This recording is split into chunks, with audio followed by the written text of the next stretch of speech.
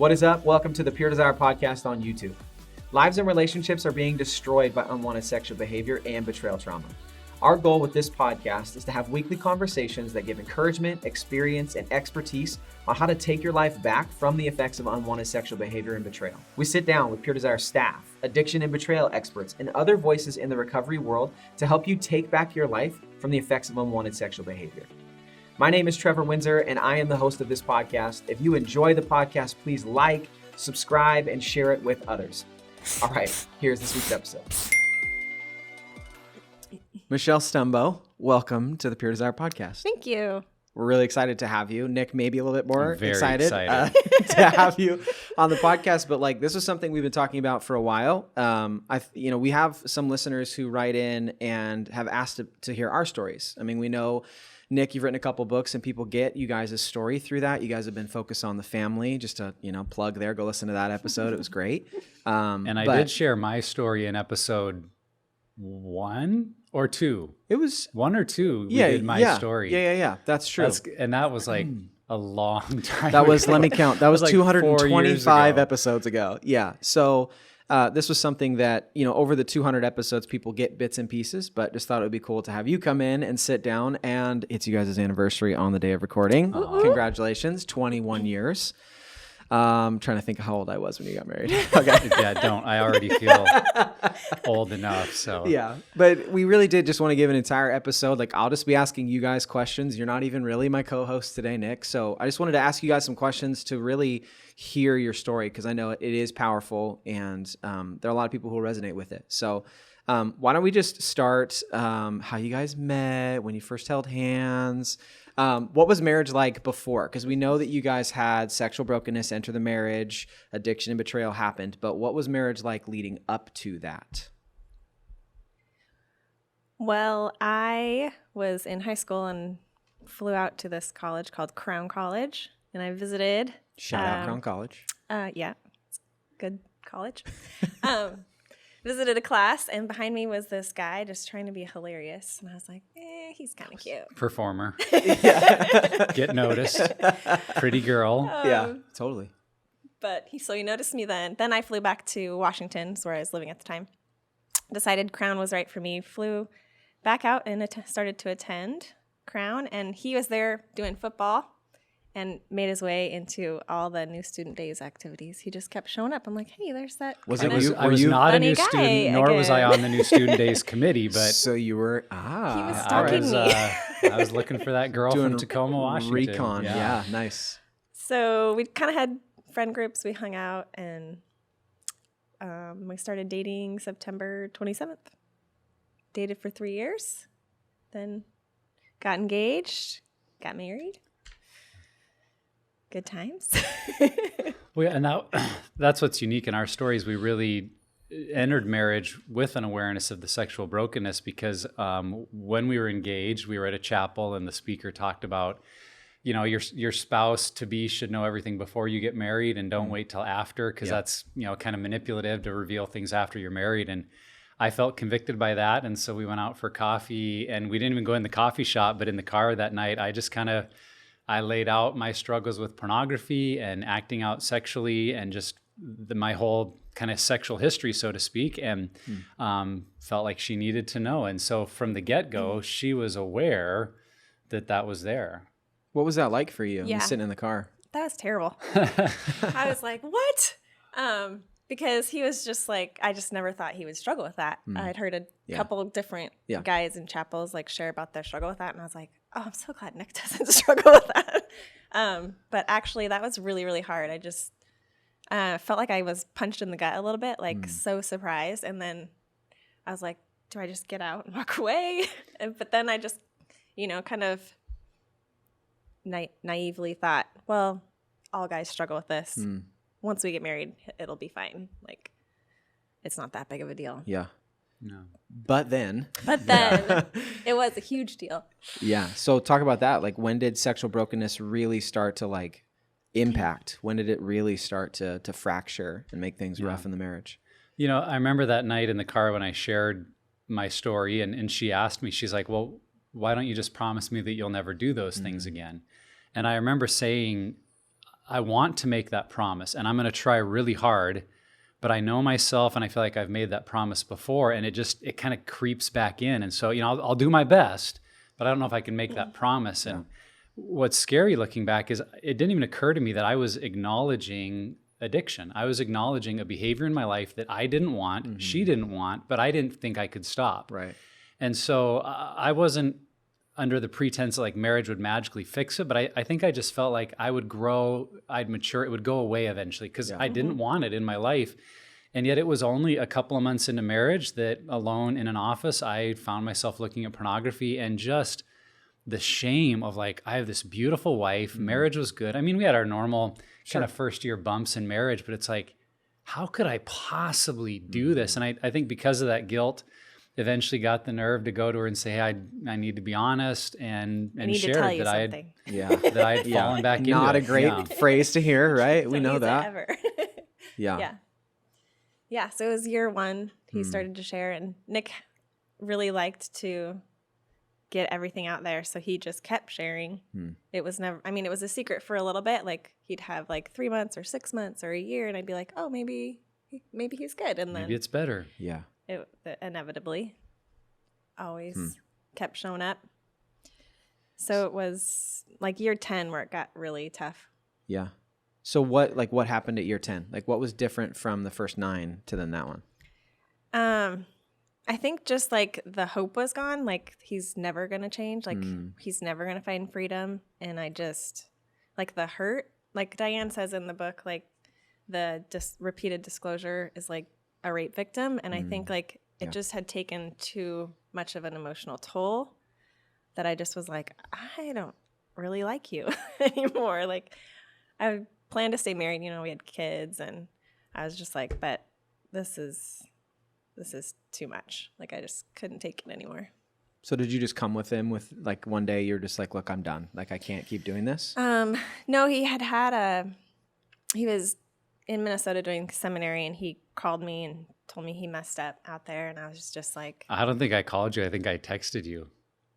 I didn't have the courage. I was so oh my gosh, afraid and shame filled. I was like, I sent you a text or something like that. Yeah. Then we talked. Yeah. Eventually. Yeah. Wow. I think I might have hung up on you too. It was I think that's what happened. That there'd been that process of every 6 months, couple times a year. Hey, I'm still struggling. I'm so sorry. Yeah. And I would do the typical addict thing of use all my words to fix it. And in my denial and rationalization, I was trying to be sincere. When I said, okay, this is the last time, I truly hoped it was, but was I doing anything different? Did we have any tools to change? Like, I didn't know what else to do other than to just, okay, this time I've really figured out, how I won't go back that way again, and it'll be different, and then it wouldn't be. And I think around year 10 is when I noticed a change in her demeanor, that it was like something in her was shifting, that it wasn't just like, okay, I forgive you, we'll work through it. And not to ever say it was that easy for her to forgive. But there was I would say a hardness behind her eyes. It was like, wow, I'm jeopardizing my marriage over this thing that I've said is no big deal. Yeah. And yet I still, that was the, when I'm away at seminary, I think going into that relapse, I even knew this could end my marriage, and I still relapsed. And it was just like, something has to change or I'll lose my marriage. And I felt like, and I deserve to, because I've made this promise so many times and it hasn't changed. What right do I have to expect her to stay at that point? Yeah. And then that's where even then though, we didn't know what to do other than like, okay, this is kind of do or die. And then thankfully God led us to Pure Desire a couple of months later. And just for some context, you were pastoring at that point, right? The whole time. Yeah, you were pastoring at a church, which, that has its own, right? You got trying to keep kind of a clean face for everybody. And so the pressure there too. So, and I've heard you talk about this story, this piece for sure, but that introduction to Pure Desire, and I know you had a really meaningful conversation with a mentor that kind of helped bridge that gap. Yeah, we were at our district conference and heard our district leaders in a very still rare and uncommon step say, we want to help pastors who struggle. And if your behaviors don't involve other people, physical contact or illegal things, we want to work to keep you in ministry so you can thrive and not just fire you because of this struggle. So we've got this program. And I sat there thinking, boy, I hope the guys who really struggle are listening, because that wasn't me. I was 2 months into this new era of like, man, build the wall around me of boundaries so I'll never look at it again. I think I'm good. But, thankfully Michelle was at that same conference and her reaction was a little different than mine. When I heard them start speaking, I was like, this is it. This is the answer to my prayer. This is what's going to work. This is going to save my marriage. And I just sat there like crying. Yeah. And he like looks over and he's like, oh, I think I'm going to get to do this program. I remember there was like a prayer time at the end and Michelle had gone forward for prayer and I was like, what's she? And in talking about it afterwards, it's like, she's like, so you're going to call that? Because there was a contact person. Yeah. This was the mentor. You're going to call him? And I was like, I guess I could. And so I went down and again, just so stuck in my own denial, the fog of minimization, spent the better part of an hour telling this mentor why I didn't need the TED program. That's what I called it back then. Yeah. And he asked those 3 critical questions of, okay, Nick, that might be, but he said, how long has it been in your life? How many times have you tried to stop? And is it causing you or people you love significant pain? And, my answers were, it's been in my life since I was a teenager. So we're going over 15 years. I've tried to stop repeatedly and it keeps coming back. And I said, I think if I don't stop, I think my wife will leave me. Yeah. And he said, okay, Nick, that's the clinical definition of an addict. I remember sitting back like he had just punched me because it felt like a gut punch, like, whoa, I'm a pastor and I'm sincere about my faith and I'm not living a double life. And I didn't have this hidden stash or people that I was living a double life with. It was like, no, I'm doing what the church taught me. When I sin, I confess, and I'm working really hard to change. I'm not an addict. Yeah.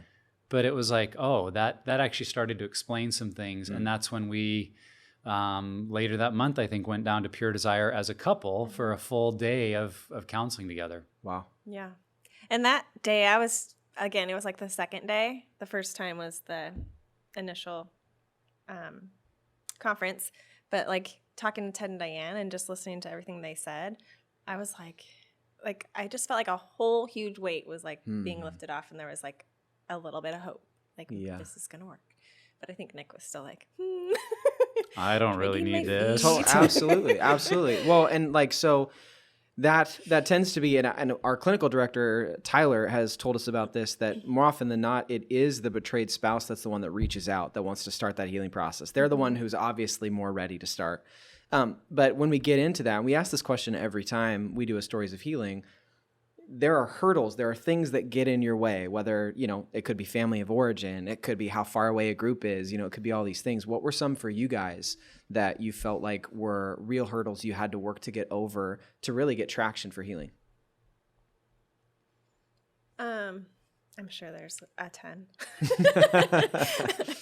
The first thing that comes to mind is I actually was like kind of upset that I had to go to group because I was like, no, this like he needs it. Like I have kids and all that little kids. It's like I don't have time to do a group, and then the homework was kind of intense, so I was like kind of an angry person for a while till I saw like the benefits and what it does. Right. So that was one hurdle at the beginning. Yeah, I mean honestly, that excuse for me too of we're just so busy. We got young kids. I was a high school cross country coach in addition to being a pastor and all the meetings that come with that. It's like, I said to Ted and Diane Roberts, like, well, can't we just meet with you and that'd be good enough? And they're like, no, you need a group, you need community. And I think also that fear of I am a pastor and nobody knows about this struggle, at least publicly. I'd had a couple of conversations with my elders, which honestly was a huge key factor because their awareness that issue was in my life and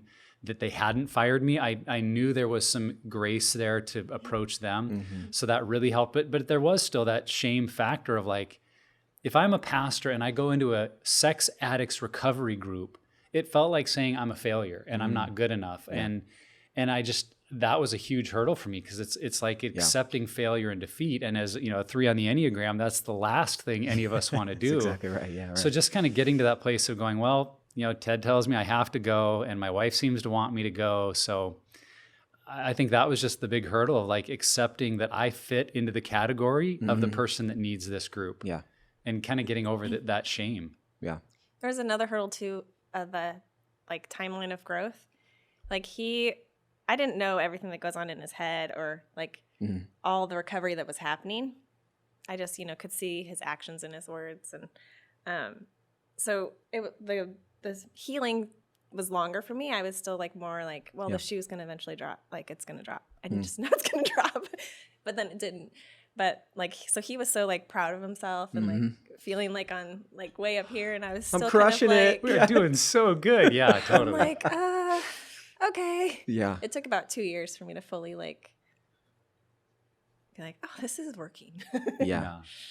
Yeah, I've said it on the podcast before that she couldn't see what I was no longer doing. Yeah. You know, my addiction were things I was hiding from her and she didn't know about. Right. So to feel proud that I'm no longer doing the things you didn't know about before, it's like, I look back and go, man, I was really looking for kudos in all the wrong places. But I think it was for her and for the message Diane gave us a lot was don't trust his words, trust his actions. Yeah. Because I had used my words and because I'm eloquent and can make a good case for, hey, here's why you can trust me this time. Totally. And here's why it's different. That was my go-to. And for both of us to just go, words aren't going to be enough to fix this. It will have to be action consistently over time that will bring her around to seeing, I think this time really is different. It's not just more of the same. Yeah. So there's a lot of people who are listening, and I love this next question because this next question is, what are some strategies you tried that didn't work? And I think that this is great because this is a place where we can kind of call out some of those old like behavior modification and just the like slap Jesus on it and everything will be okay. So for you guys, what were some of those strategies that you had tried? I know we've kind of already talked about some of them, but what didn't work and why do you think that doesn't work? The first thing that I can think of is policing. Like I was unaware that being his accountability partner was really bad. For you, probably. For me. Yeah. Yeah. Because I think, I don't know much about the brain, but I think for men and women we're different. And so like if I read something in his report, like I remember everything I've ever read in his reports where he doesn't remember, So like way back 21 years ago. No. She has a diary. It's like, I don't know. I just have all triggers from all those things. Well, that that's I trauma. about. Totally. Trauma causes you to remember things. Yeah. And he's like, what are you talking about? Yeah. So I think, having that was just not good for me. That was, I don't know. Yeah, I think for me, there was a couple things come to mind, like what I would call boundaries without community. So like boundaries of I've got all the accountability software and, we won't have a TV that I watch alone and I won't use my computer in a private office and just boundaries. But there was no like understanding of what was driving my behavior or people that I could be honest with. It was just thinking I can somehow isolate myself enough that I'll never see it again. And I think that's kind of what a lot of us heard in our Christian upbringing is if you struggle, bounce your eyes. And so for me, it was kind of the glorified outcome of bounce your eyes was just keep it all so far away from you, you'll never see it. But that was impossible because sooner or later there would be cracks in that armor, whether it was my emotional state of mind or access to something that because none of the heart work had happened, I would find myself when those opportunities would present themselves, be like, oh, I wasn't prepared for this. And it would suddenly become an excuse. So that's one thing I would say. Another strategy that I would say didn't work, and this might sound counterintuitive at first, but I think my other go-to was I'll just work on the marriage. Because if we have a strong enough marriage, I just won't want those things. And it kind of goes into that classic idea that, well, my sex addiction or my porn addiction, because that's what it was for me, was the pornography, that it's about sex. And if I'm just fulfilled in my wife and in our relationship, whether physically or emotionally, mentally, like then I won't need it. Yeah. And that's a good idea. And it's also, again, what I think our upbringing in the church teaches us, like, well, just be satisfied in your wife and you'll have no need for anything else. Right. But was totally blind to the reality that my addiction had nothing to do with sex. And it actually contributed to the shame because there were times when I felt like our relationship, both physically, spending time together, was at some of its best, that within a day or two of that, I would be acting out with pornography. And that shame of like, here God has given me this wonderful marriage and I just go and like trash it. Yeah. What is wrong with me as a man that I would choose that? Totally. So I think looking back though, that it's always wise to invest in your marriage, but believing that would somehow fix my struggle, there was just a disconnect because the two weren't actually as related as I thought. So that was a big one, I think, to come to terms with. Mm-hmm. Yeah, that's so good. I think some of the previous conversations we've had on the podcast, like Sheila Ray Gregoire, we've had some conversations with her about what that does, that narrative. We even had a Mythbusters episode a while back about guys needing sex every 72 hours and what that does to the spouse, like what that also communicates. Because then, I mean, and I'm not sure what your experience was, but like if the sex life is healthy and you do have a healthy marriage and he's still acting out, then it becomes, well, it's something I'm doing wrong. Yeah. Yeah. Yeah. I think I internalized a lot of, well, there's something wrong with me. Something. And, you know, I had 100 things that were probably in my mind why he acted out. Yeah. Yeah. Yeah. And that was another strategy I think that didn't work, because I would hear her say those kind of things. And to me, it would be like, oh, she just doesn't understand the struggle. And to try to assure her, oh, it's not about you, and you're so beautiful, and you're so great, and you're a wonderful wife, thinking that like somehow that would fix it. Right. When I was really blind to the reality that no, that was her reality. That was how it was making her feel. Yeah. And that her feelings were completely natural and to be expected based on what I was doing. So it didn't matter how it made sense in my head. It was like, that was her reality. And part of the, you know, I think the difference between back then and what we've experienced in the last 11 years of our marriage was just that willingness for me to accept that is her reality. And rather than telling her she's wrong, to accept that reality and say, okay, how can I work on helping and not being a part of that problem? Totally. So I want to ask you guys this question, both individually, and Michelle, I want to start with you. Like you talked about how, no pressure. You talked about how you didn't want to go to group. Like, why do I have to, you know, and we have so many betrayed spouses who feel that way. Yeah. So for you, when did it finally click that, oh, okay, I see why I need to go to group and why healing is so important for me as an individual? I think, well, I had to do book 1 twice. Well, it used to be 3 books. I know now it's just 1 book. So it used to be 3 books. And so I did book 1, and then Diane was like, I think you're still like numb. Okay. And so I had to do it again, which was just like, no fair. Right. So I really think it was book 2 when it started to dive into like my own growth and my own healing and realizing all the areas that I needed to work through, or, you know, family origin of trauma and stuff. Because I've realized when I started to become a more healthy person, then I was a more healthy spouse. And I feel like that's where the real shift and change started to happen. Yeah. We learned how to communicate, which I thought we were really good communicators. Totally. Yeah. Like we were the best communicators. Because we had a great marriage other than this one little thing. It was great. Yeah. And I would say that to myself all the time in my journal. I was like, everything is great except for this. And it, you know, just destroys you. I lost my thought.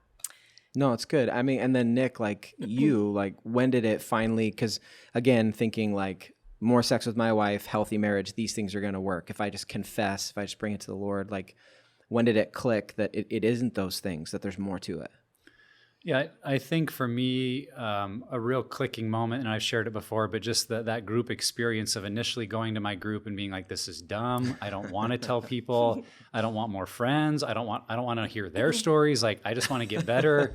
And so kind of, you know, going through some initial groups of just trying to endure it, but listening to men share in ways I had never heard, and then being invited to share, you know, and sometimes just reading my answers and being like, I feel so stupid saying these things, and here I'm a pastor, and now they're going to be, you know, rolling their eyes, and I would share things, and the group was just like, man, thanks for sharing, and we're so glad you're here, and it's so cool that you're in this group, and I'm like, what, like, because I had never done anything performance-wise for them. I'd never preached to them, led them, like all I'd done was come and share my garbage, and they accepted me, and a couple of months into that process of realizing, because every Thursday night we would load up our kids and get in our minivan and drive up to our group night. And it was a pretty major effort, but I realized like one of those nights as we're driving up, I'm like, I've been looking forward to this all week because it was the only place I felt I could actually be, that I could let my guard down 100% and just be real. Yeah.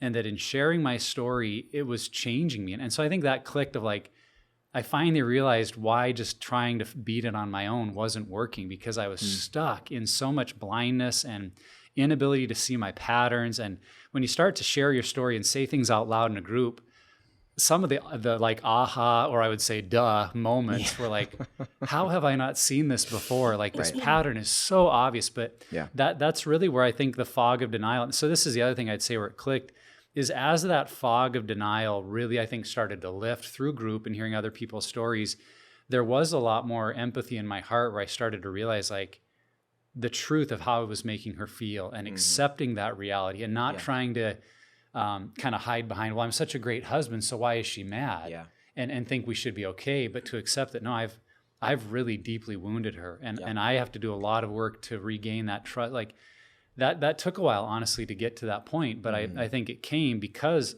of the honesty I was invited to have in group to start to work through all that denial. And I think being in group helped me hear other women, because like I was a pastor's wife, so I had no one in church to share with. You know? So I'm like, who do I go to? There was no one to share with. So having that group of women to share with, but also for them to put into words what I was feeling. Then I was like, oh, that's what I'm feeling. And then I could go like, hey, babe, here's what I'm feeling. You know? Here's why I'm so mad at you right now. Yeah, totally. Whereas before I'm just like, So was there a moment, like, as you watched Nick go through the recovery process, as you're getting your own healing as well, was there a moment where you're like, okay, things have changed? Like you kind of realized there is hope. Our marriage is going to be okay. Was there a moment for you that you realized that? I think it was like year 2 when the shoe didn't drop ever. I was like, and he just changed. Like, I don't really know how to explain it, but like he changed. He saw me differently. It was, I don't know how to explain it, but I could tell he was changing. His actions were different.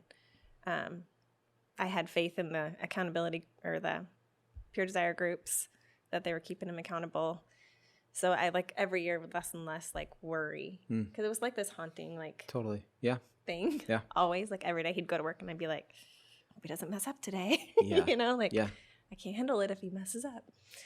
Was there a moment where you saw in her, like you're just like, okay, we're locked in now, like we're headed, we're going to be okay? Yeah, I don't know if there was any one moment. I definitely remember going through kind of the process of this is taking a lot longer than I thought it would. And I would bring that up in conversation and say, you know, I feel like you still don't trust me and I've worked so hard. And, you know, I look back and just realize I needed to be more patient, because there were, on the flip side, there were signs of like, wow, we're headed in a new direction. You know what I talked about earlier, seeing that hardness in her eyes of just like, wow, I think she really doesn't like me. Like that was gone. There was a new depth to our communication. Like, and I would say in that communication, she was opening up in ways I hadn't really seen her before. And so that was, I think, the byproduct of her group experience and getting more in touch with some of her family of origin issues and the wounds that she'd experienced in life. And she hadn't really known how to process with me. It was connecting at that new level. It was like, wow, now we're really connecting and learning what intimacy is, honestly. So again, I don't know if I could say, well, there was this one moment, but it was a lot of those conversations that it's like, oh, that we've never really had a conversation like that, that didn't end up with either her stonewalling or me feeling rejected. Like we kept working through something and arrived at kind of a better place. And that gave me a lot of hope, I think. Yeah, and I think it's important for our listeners to know that it might not just be one moment where it's just boom, there it is, but it is over time. You just start to feel less and less afraid, and you feel more and more confident in your marriage relationship. Okay, so for both of you, Nick, we'll start with you. With battling through addiction, what are some key elements you found on your journey to really finding that healing from that struggle? Yeah, I think we've both mentioned just the group environment of, you know, having people that you're honest with and able to tell your story and be real. That's, I think, that's not like something we did for a season. That's a new way of doing life. And to me, that is a big part of a key healing element, is not just looking at, okay, what do I have to do to get better? Or what do I have to do to make her happy? But really looking at, okay, what is my new normal? And so I think now my life is less about like, well, what are my guardrails or boundaries, and just more, what are the norms of how I do life? And I think that really does support long-term healing, because I am still human and I'm still sinful in the sense that I'm not perfected. And so I have to be aware there's patterns that could easily reemerge, and just the ways I use the internet, where I take my phone, when I watch TV, those things long-term are changed, not because they're on a guardrail list, just like that's just not what I do. And so I think for all of us, it's looking at what does that new normal look like? And then I would say the other piece is just the new normal of our relationship, the commitment to connecting on date nights, of being real with one another, because, we're going through new seasons now as parents, like of teenage daughters. And that's a whole new ball game of when we went through our for healing. You. Yeah, we pray for you. Like there are brand new stressors. Okay, this is new. And to just realize we're in it together and we're going to have conversations and we don't have to be perfect. I think that's honestly a key to healing, is just to continue in some of those patterns that you learn early on. Yeah. So what about betrayal trauma for you? Just that experience. What are some things you found are some key elements? Like maybe a woman comes up to you and says, this is what I'm going through. And you're able to kind of give her some of, here are like the pillars, if you will, of finding healing from that. A lot of times the biggest, I feel like the thing that's helped the most is sharing with the ladies Nick's boundary list. Because we don't want to, like, it's really hard for us to do the like boundary list or the action plan, because we feel like sometimes we're like parent to our spouse. And so I can share that list with them and they're like, oh, okay. And they can see it like, okay. I don't know, that's really been helpful for us. What do you like, because there are a lot of women, again, that felt like you did, where like group, that's not for me. Yeah. What encouragement do you give to women to join a betrayal group? I just know it works. Like your story, right? Yeah. You can share your story. I can share my story. Yeah. Like you can share your story to them, and then that invites them into that. Yeah. Yeah. Sorry. No, that's good. It's okay. No, I mean, you guys, like, it is, he shares a lot of stuff that you also probably feel the same way. Totally. So, all right. So you're a pastor's wife, have probably what you guys hope, looks like the perfect family type of thing, but there's all this going on. You're going through healing. This is such a private thing. Like, we don't have a lot of people stand up like, I'm super excited to share about my husband's addiction with everybody, or, like, here's my struggle. So what kind of gave you the courage, and what really created that opportunity for you guys to start sharing your story?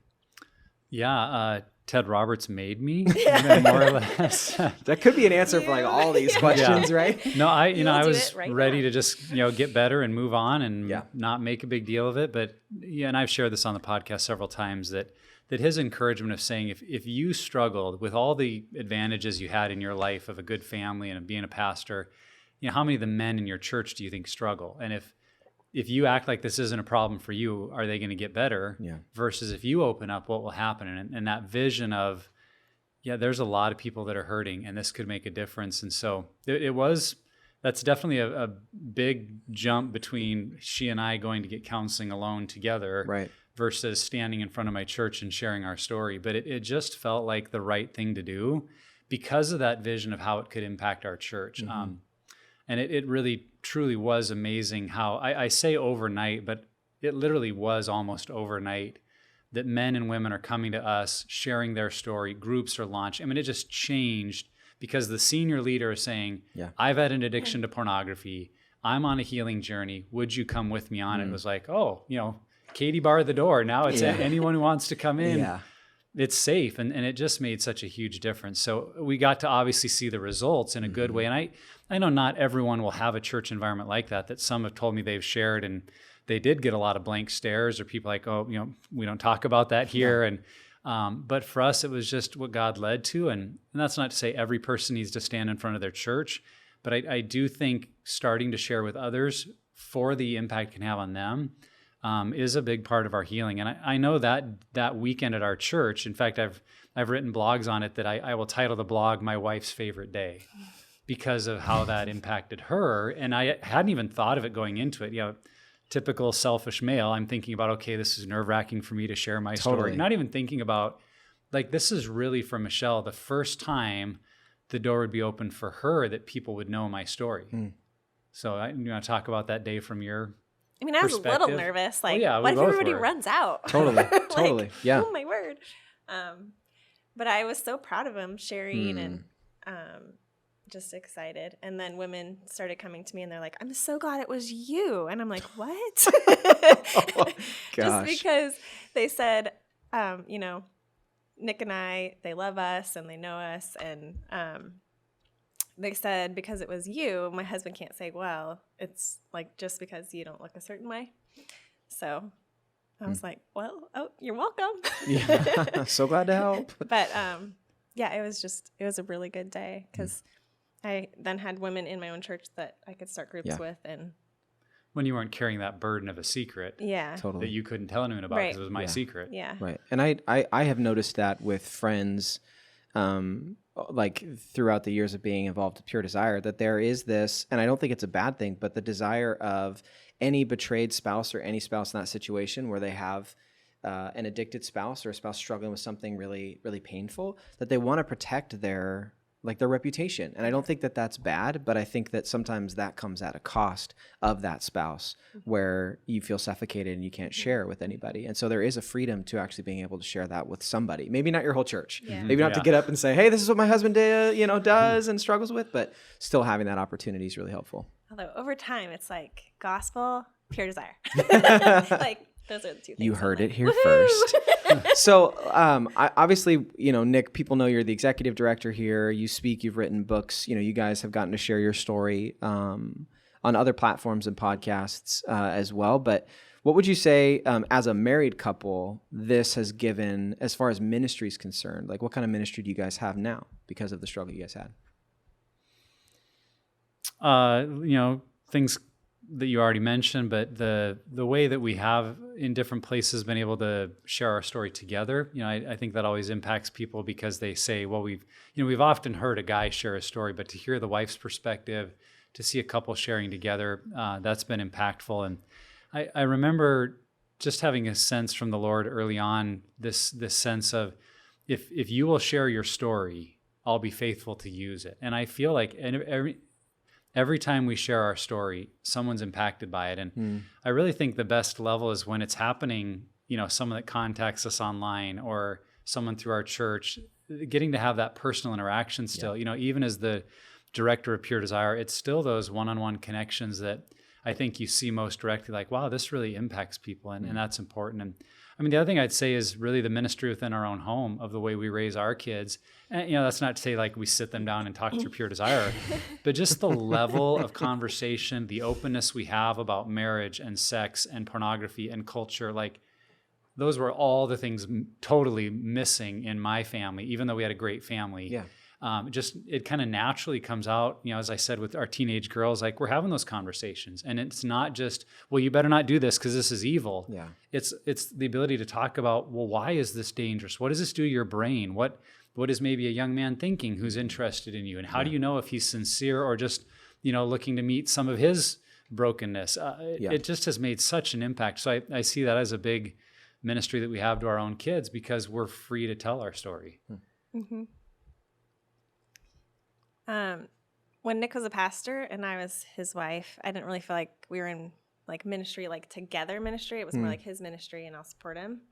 But I felt like when we decided to come to Pure Desire, it was going to be both of our ministries because I just feel like I can help women.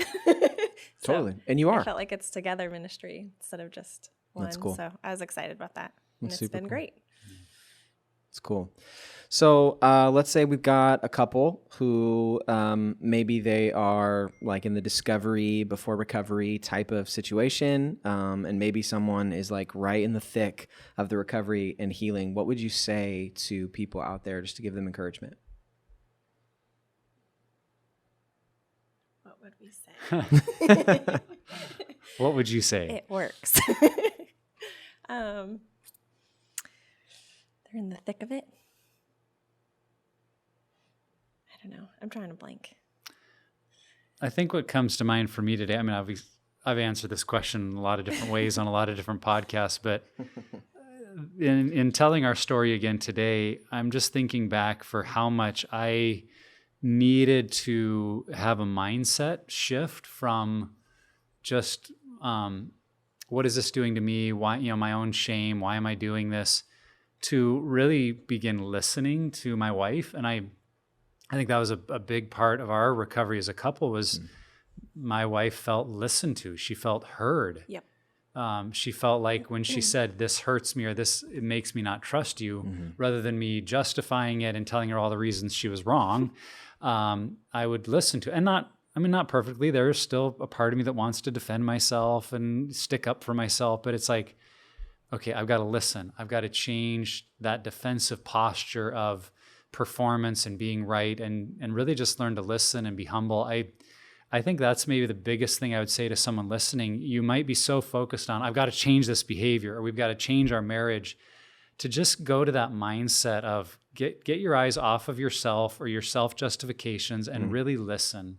And really, we talked about it on another podcast with Harry, really practice empathy, really try to enter into their reality, because whether you believe it or not, it is their reality. And their reality is dictating their experience in your marriage and in life. And so the more you can enter into someone else's reality, the more opportunity that you'll have to connect and to grow together. So that's just something today I'm reminded of as we share our story again, how important that is. Yeah. And I think like in the women's book, it starts off with a little bit of the husband's struggle, but then it's a lot of like dealing with your own stuff. And I feel like that is like really, really helpful to your marriage, because if you both are in the group and then, I mean, he can do what he's going to do, right? But like you can get healthy for yourself and then help the marriage become healthy. And hopefully he will do the work. But I feel like you can be in group and get healthy, not, no matter what the spouse is choosing to do, if that makes sense. Yeah. Yeah, and you've definitely led groups at our church with both, where there's a spouse in there because their husband's in 7 Pillars too, and the spouse that's in there because the husband is checked out or still addicted or gone, and you've watched both sets of women really grow. Yeah. Yeah, it's cool. This episode was fun for me. I mean, I know you guys' story. I've heard your story before.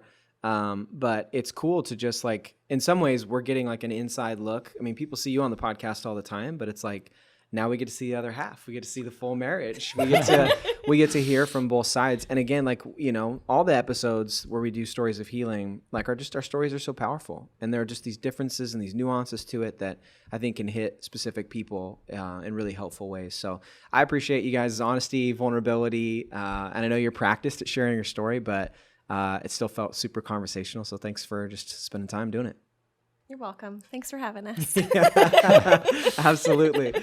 And wherever you're at on your journey, Pure Desire is here to help create a roadmap for your healing. If you or someone you know is impacted by sexual brokenness or betrayal trauma, go to puredesire.org and let's start the healing journey today. Don't forget to subscribe to the podcast. Each week we put out new content to help you on the road to freedom from the effects of sexual brokenness and betrayal trauma. And lastly, never stop being healthy.